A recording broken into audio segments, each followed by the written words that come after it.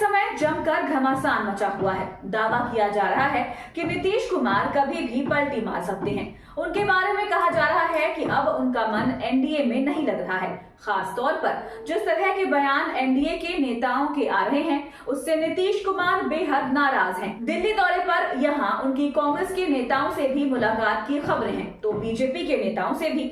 नीतीश को लेकर अभी भी पूरी तरह से क्लियर नहीं हो पा रहा है कि वो किसके साथ होंगे।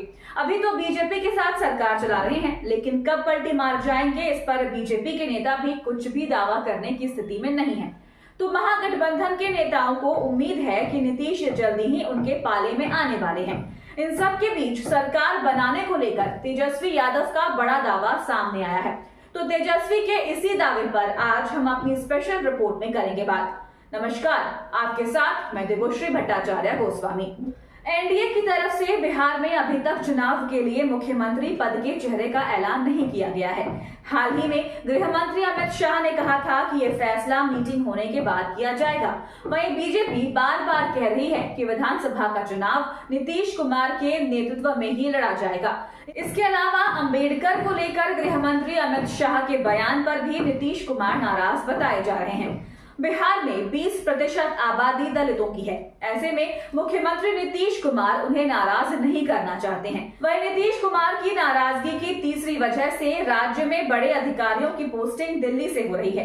तेजस्वी यादव तो पहले भी ये बात कह चुके हैं कि बिहार सरकार अब दिल्ली के इशारे पर चल रही है। इस बीच तेजस्वी यादव ने पार्टी के सदस्यता अभियान को तेज करने के लिए कहते हुए कहा कि राज्य में आरजेडी के कम से कम 1 करोड़ सदस्य बनाए जाने चाहिए, तभी लालू यादव के हाथ मजबूत होंगे। इसके अलावा तेजस्वी ने बिहार में चल रही सियासत पर भी बात की, तो 2020 के विधानसभा चुनाव को लेकर भी बड़े दावे किए। तेजस्वी यादव ने कहा कि 2020 में महागठबंधन की सरकार बन गई थी, लेकिन काउंटिंग के दौरान हमारे साथ बेईमानी की गई। कम से कम 5 सीटों पर बेईमानी की गई, जिससे आरजेडी की सरकार नहीं बन पाई। हमारे किसी उम्मीदवार को 12 तो किसी को 500 वोटों से हराया गया। हम लोगों को सरकार बनाने के लिए सिर्फ 7 विधायक चाहिए थे, लेकिन खैर कोई बात नहीं। जैसे ही 2024 खत्म होगा और 2025 आएगा, वैसे ही बीजेपी और एनडीए की विदाई हो जाएगी। अगले विधानसभा चुनाव में प्रदेश में आरजेडी अपने दम पर सरकार बनाएगी। दरअसल 2020 के चुनाव में आरजेडी की तरफ से काउंटिंग के दौरान चुनाव आयोग पर गंभीर आरोप लगाए गए थे। पार्टी का दावा था कि करीब 20 सीटों पर आरजेडी के उम्मीदवार चुनाव जीत चुके थे, लेकिन प्रशासन की तरफ से उन्हें सर्टिफिकेट नहीं दिए गए। कई घंटों तक चुनाव नतीजों को रोके रखा गया और बाद में ऐलान किया गया कि महागठबंधन का उम्मीदवार चुनाव हार गया है। एनडीए उम्मीदवार की जीत का ऐलान कर दिया गया। अगर चुनाव में धांधली नहीं होती तो बिहार में महागठबंधन की सरकार बनती, लेकिन एनडीए ने चुनाव आयोग के जरिए अपनी सरकार बनवा ली। तेजस्वी यादव ने कहा कि आज बीजेपी की सरकार है और इस सरकार में भेदभाव किया जा रहा है। जहां विपक्ष के विधायक हैं, वहां पर विकास के काम को रोका जा रहा है। बिदुपुर के जमींदारी घाट पर पीपा पुल का निर्माण नहीं कराया जा रहा है। हमारी सरकार 17 महीने के लिए ही बनी थी, उस दौरान दूसरी लेन पुल बनाई गई। भाजपा वाले बोलते हैं तेजस्वी के क्षेत्र में कोई काम नहीं होगा, जबकि सरकार को पूरे प्रदेश के लोगों को एक ही नजरिए से देखना चाहिए। जब उनसे नीतीश कुमार के फिर से राजनीतिक पलटी मारने की अफवाहों पर प्रतिक्रिया मांगी गई, तो तेजस्वी ने कहा कि इन अफवाहों में कोई सच्चाई नहीं है। नीतीश कुमार अब अपने होश में नहीं हैं, वे बिहार को चलाने की स्थिति में नहीं दिखाई दे रहे हैं। उन्होंने कहा कि नीतीश कुमार के नाम पर फैसले कुछ खास नेता ले रहे हैं। नीतीश के 4 करीबी सलाहकार, जिनमें से 2 दिल्ली में और 2 पटना में हैं, उनकी जगह फैसले ले रहे हैं। मुख्यमंत्री के पास अब खुद के निर्णय लेने की शक्ति नहीं रह गई है। तेजस्वी ने इसके लिए हाल ही में दिल्ली के मुख्यमंत्री अरविंद केजरीवाल के पत्र का उदाहरण दिया।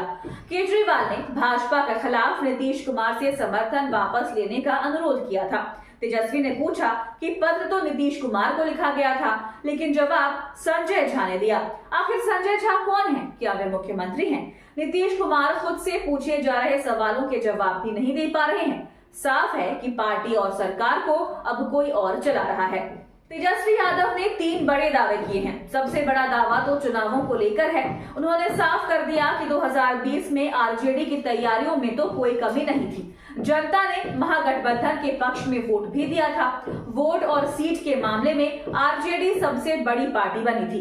बहुमत भी आरजेडी को ही मिल रहा था, लेकिन बेईमानी से आरजेडी को सत्ता से दूर कर दिया गया। अगर बेईमानी नहीं होती तो बिहार में आरजेडी की सरकार बनती। इसके साथ ही उन्होंने ये भी साफ कर दिया कि इस बार कोई बेईमानी नहीं करने दी जाएगी, क्योंकि अब आरजेडी पहले से ही सतर्क है और काउंटिंग पर हम मजबूती से अड़े रहे हैं।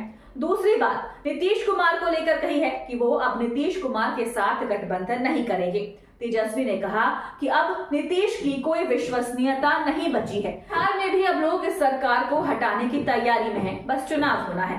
2025 में बिहार में विधानसभा चुनाव होंगे और ये सरकार सत्ता से चली जाएगी। महागठबंधन की सरकार बनेगी, यानी जो कमी 2020 में रह गई थी वो इस बार पूरी हो जाएगी। उन्होंने साफ कर दिया कि बिहार में अभी नीतीश कुमार की पलटी मारने की जो भी खबरें आ रही हैं उसमें कोई दम नहीं है। नीतीश कुमार अभी जहां हैं वहीं रहेंगे। वो सिर्फ बीजेपी पर दबाव बनाने के लिए हमारा नाम ले रहे हैं, लेकिन आरजेडी की तरफ से नीतीश के लिए पहले से ही नो एंट्री का बोर्ड लगा दिया गया है और ये हटेगा नहीं। और तीसरी जो बात नीतीश कुमार को लेकर कही है कि वो अब सरकार चलाने की स्थिति में नहीं है।